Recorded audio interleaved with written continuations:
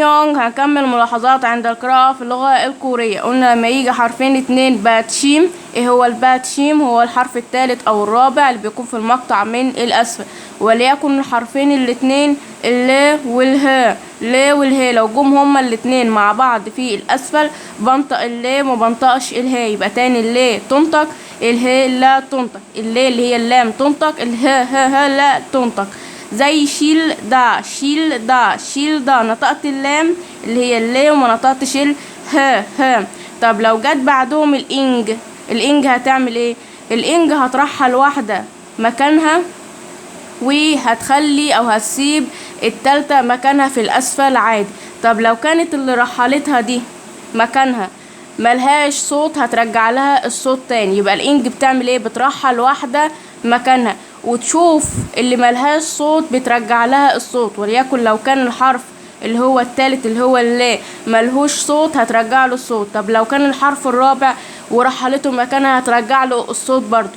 خلاص، يبقى تاني الانج بتعمل ايه؟ بترحل حرف اللي هو الرابع مكانها وبتسيب التالت زي ما هو، وتشوف انهي حرف اللي ملهوش صوت وبترجع له صوته تاني. يعني انا قلت شيل دا، شيل دا، الحرف الثالث انا نطقته اللي هو اللام. طب الرابع لا ينطق. طب لما احط بعدهم الانج، الانج هتعمل ايه؟ هترحل الحرف الرابع مكانها ماشي، وهترجع له الصوت لو ما كانش له صوت، وهسيب الحرف الثالث مكانه، والحرف الثالث كده كده له صوت، يعني هي مش محتاجه اللي هي ترجع له الصوت، هو صوته موجود. خلاص، لما اجي بقى عند النطق اجي انطقها اقول شيل هو يو، شيل هو يو، شيل هو يو، ده عند النطق. انما كتابة بتكتب كما هي، شيل هو يو، شيل هو يو، ده عند الكتابة بتكتب كما هي. انما النطق انا كتبتها كده عشان بس احنا لسه بنفهم في الاول.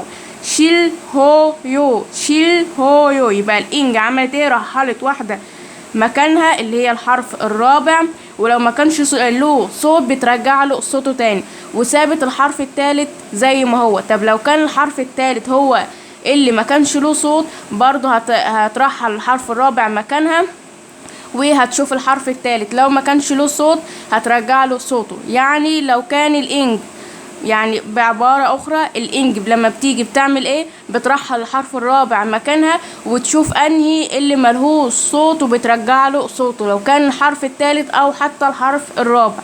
يبقى هنا قلت شيل دا، شيل دا، شيل دا، نطقت اللا وما نطقتش الهام. لما جت الانج رحلت الحرف الرابع مكانها.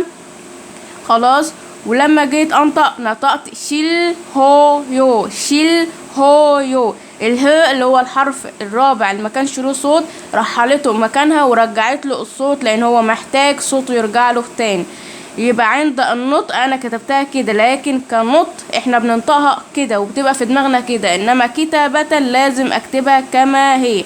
خلاص، يبقى شيل هو يو دي عند الكتابة، لكن في النطق في دماغي بنطقها كده، شيل هو يو، شيل هو يو، شيل هو يو، كتابة شيل هو يو بهذا الشكل.